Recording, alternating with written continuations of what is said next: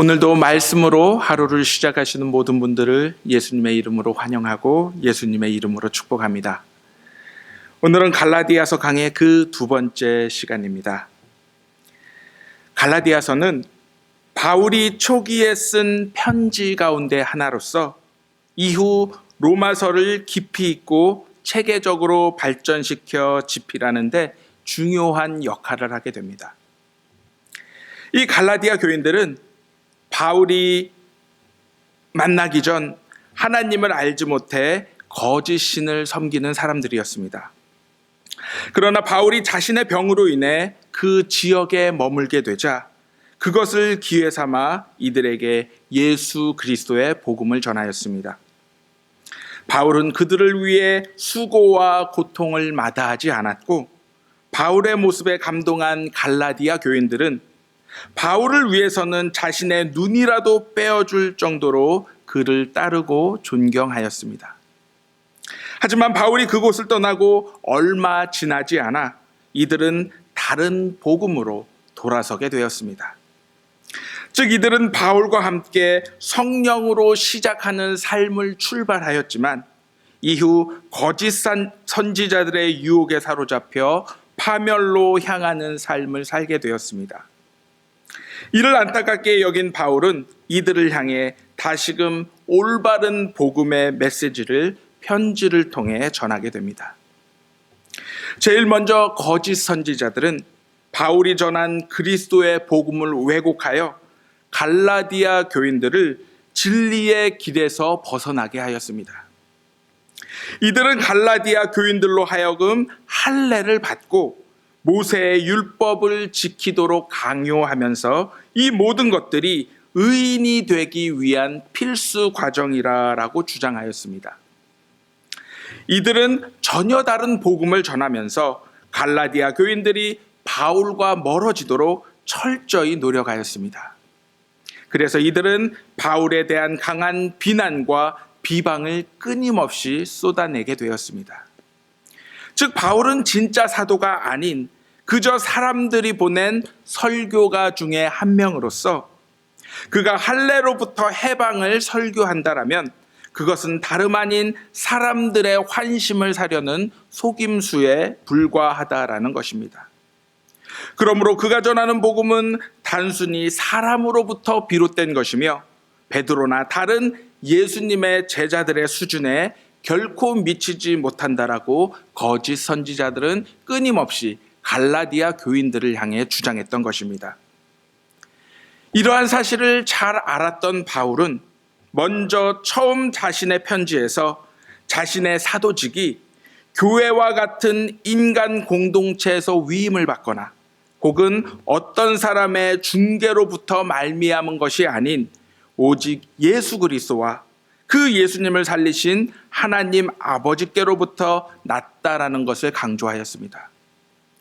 즉 사도 바울은 비록 자신이 예수님의 12 제자들과 같이 직접 부르심을 받지는 못했지만 다메섹 도상에서 부활하신 예수 그리스도와의 만남을 통해 직접 사도직을 받았음을 선포하고 있는 것입니다.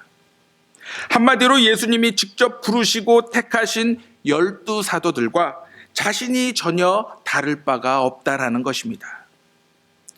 그 후 바울은 갈라디아 교인들에게 은혜와 평강을 기원하면서 예수 그리스도께서 우리의 죄를 위해 자신을 내어주시고 동시에 이 악한 세대에서 우리를 친히 건져내어 주셨음을 다시금 상기시키고 있습니다. 즉 이것은 예수 그리스도께서 우리가 지키는 율법에는 상관없이 이미 우리의 구원을 가능케 하셨던 분임을 선포하고 있는 것입니다. 이후 바울은 오늘 말씀에서 자신의 편지에 늘 감사 기도가 등장하는 자리에 이를 생략하고 갈라디아 교인들의 변덕스러움에 대한 놀라움과 충격을 전하고 있습니다. 이들은 마치 자신의 자리를 지키지 못하고 타령하는 병사와 같은 모습으로서 그들을 불러주신 하나님의 은혜를 배신하고 다른 복음을 위해 떠나가고 있음을 지적했던 것입니다. 이것은 이 편지의 목적이 무엇인지 분명히 밝히고 있는 모습으로서 장차 바울이 거짓 선지자들이 전한 복음과의 치열한 논쟁이 있을 것임을 예고하고 있습니다. 이어지는 말씀에서 바울은 다른 복음으로 돌아선 갈라디아 교인들을 향해 사실 다른 복음이 존재하는 것이 아닌 거짓 선지자들이 그리스도의 복음을 왜곡하고 있음을 전하고 있습니다. 즉 복음은 오직 예수 그리스도에 의해 구원으로 인도되는 능력으로서 오직 하나인 복음만이 존재하고 있음을 말씀하고 있는 것입니다. 여기서 바울이 이중적인 저주 형식을 강조해서 복음은 그가 갈라디아 교인들에게 선포한 할례가 필요 없는 복음 하나밖에 없다라고 강조하고 있는 것입니다. 다시 말해 시내산에서 모세에게 율법을 전해준 천사라 할지라도 그 천사가 다른 복음을 선포한다라면 거기에 절대 귀 기울여서는 안 되며 장차 그 천사는 저주의 대상이 될 것이란 선언이었습니다.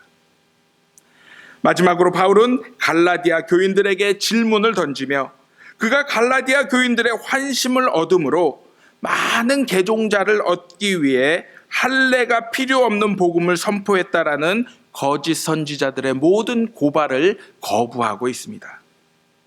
바울은 여기서 내가 지금까지 사람의 기쁨을 구하였다라면 더 이상 그리스도의 종이 아님을 선언하고 있습니다. 즉 바울은 지금까지란 말을 언급함으로써 과거 자신이 바리새인의 열정으로 스데반을 죽이고 교회를 핍박하는 데 앞장섰던 잘못된 과거의 일을 언급하고 있습니다.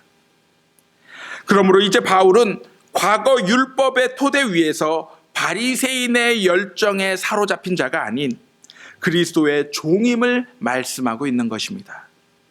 즉 바울은 다메섹 도상에서 부활하신 예수님을 만난 후 회개를 통해 율법의 종살이에서 벗어나 이제는 그리스도께 철저히 복종하게 된 종으로 새로 태어났음을 이야기하고 있는 것입니다. 한마디로 복음에 대한 사도 바울의 자세는 종의 모든 의존 상태, 종의 충성심, 그리고 복종심 등을 포함하여 구약에서 하나님의 종으로 불리는 아브라함, 모세, 그리고 여호수아와 같은 자세를 가지고 있음을 강하게 선언했던 것입니다. 복음은 한마디로 하나님이 자신의 독생자 아들이신 예수 그리스도를 통해 행하신 모든 일들을 말씀합니다. 이 복음으로 인해 하나님은 죄에 빠져 있는 우리 모두를 친히 건져내시어 의인으로 칭해 주시며 앞으로는 죄에 얽매인 삶이 아닌 하나님의 뜻과 말씀 안에서 더 멋지고 더 힘있게 그리고 더 큰 꿈을 가지고 살아가도록 새로운 비전과 미래를 만들어 주신 사건입니다. 그러나 우리의 모습을 돌아보면 예수 그리스도 안에서 행하신 하나님의 놀라운 복음 앞에서 벗어나 우리의 뜻과 방향을 의지하며 가까스로 힘겹게 살아가고 있는 모습을 종종 발견할 때가 있습니다. 어찌 보면 거짓 복음에 사로잡힌 갈라디아 교인들과 우리의 처지가 많이 다를 것이 없어 보이는 것입니다. 이러한 갈라디아 교인과 우리 모두를 향해 오늘 사도 바울이 전하는 메시지는 너무나도 분명합니다. 그것은 바로 우리의 방향을 바꾸라는 것입니다. 우리의 시선을 다시금 우리의 힘과 지혜 그리고 능력이 되신 여호와 하나님께로 돌리라는 것입니다. 여호와 하나님을 앙망한다라는 것은 한번 힐끔 하나님을 바라보는 것이 아닌 우리의 시선과 생각 그리고 모든 행동을 매 순간 그분께 고정하고 의지하는 것을 뜻합니다. 하나님께 내 눈을 고정하고 어떠한 고난과 위협이 물밀듯 밀려올지라도 두려워하거나 휩쓸리지 않고 하나님의 말씀을 의지해 굳건히 담대히 서서 그 위기를 넘기는 것입니다.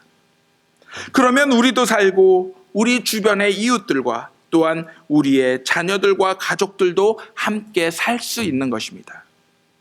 우리가 생각을 바꾸고 세상 풍조를 따라가던 삶을 바꾸면 하나님께서는 우리에게 분명 새 힘을 허락해 주실 것이라 약속하고 계십니다.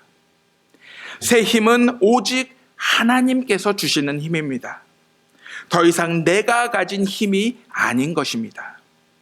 그러므로 우리가 하나님께서 주시는 새 힘을 얻으면 힘찬 물줄기가 가라앉은 배를 떠올리는 것과 같이 우리 또한 힘차게 그 자리에서 털고 일어날 수 있는 것입니다. 아무리 걸어도 지치거나 피곤치 않을 수 있는 것입니다.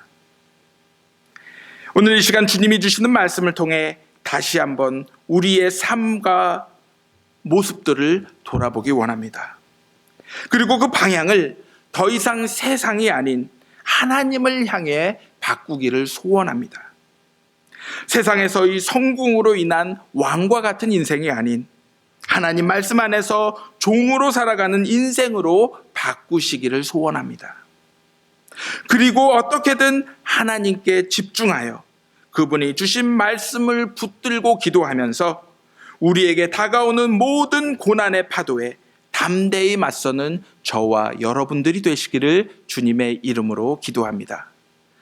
그리하여 오직 주님 한 분만으로 만족하는, 그리하여 우리의 삶의 기쁨과 감사가 언제 어디서나 넘쳐나는 삶을 살아가시기를 주님의 이름으로 간절히 기도합니다.